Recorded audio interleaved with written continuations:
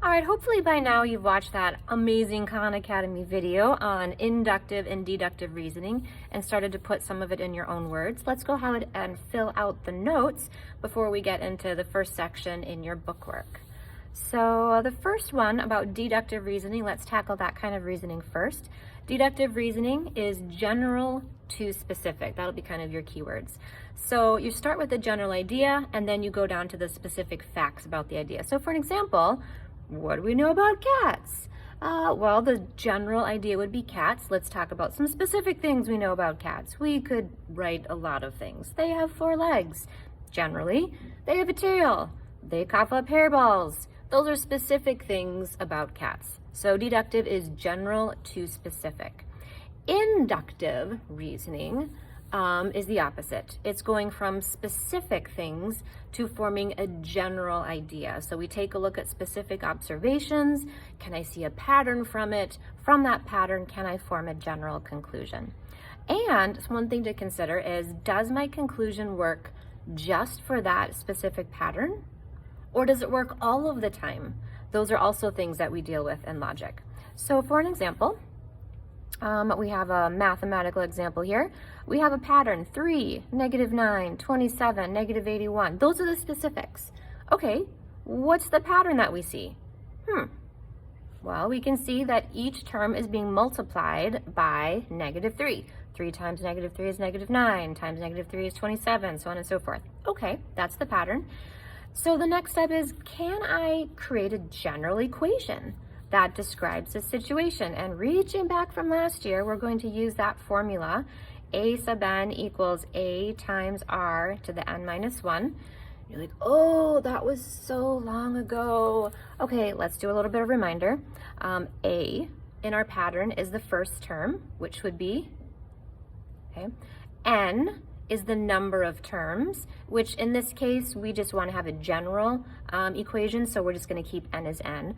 R is the ratio, so that would be, and so just give a moment, pause the video, see if you can come up with the equation. Hopefully you came up with a sub n equals a, which is 3, times the ratio, -3, to the n minus 1. So this would be the general equation that describes these patterns. And that is actually an example of inductive reasoning, going from specific things and coming up with a general principle that describes it. You've already been doing deductive and inductive reasoning pretty much all your lives. You just maybe not have known that they were called that. Here would be maybe a geometric example. So we see that in this problem, we have an inscribed angle, which we'll talk about later, but an inscribed angle is this angle QPR, so this guy right here. The measure of that inscribed angle, which is 90 degrees, is half the measure of its intercepted arc. Its intercepted arc is this little guy right here. It's where it intercepts, and we'll be talking all about those in geometry later. And the measure of this intercepted arc is half of the circle. The whole circle has a measure of 360, so half of this would be 180. 90 is half of 180. So that's the specific example. And then the inductive reasoning would be like, well, is that pattern true for every inscribed angle? Or is it just true for just this case? And you will be working on that later in AOPS. But that would be an example of inductive reasoning. Let's turn the page. Let's talk a little bit about conjectures. Conjectures, you've been making these again for quite a while. A conjecture is simply an educated guess or a prediction. I wonder, this is what I see, I wonder if this is true. To prove a conjecture false is really easy.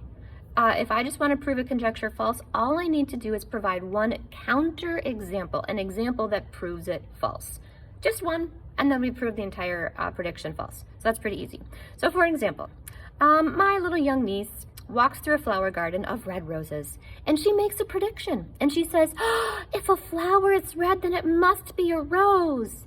Okay, so that's her prediction. She saw specific examples of red roses. She made a prediction.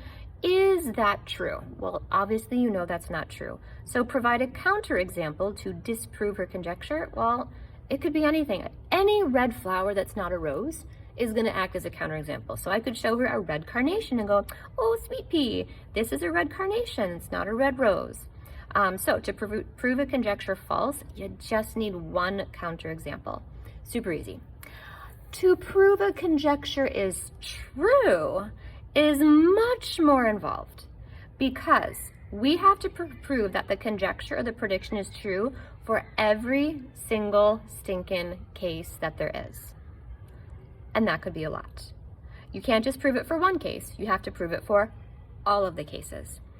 We can't just give one or two examples, because that only proves the conjecture is true for just those examples.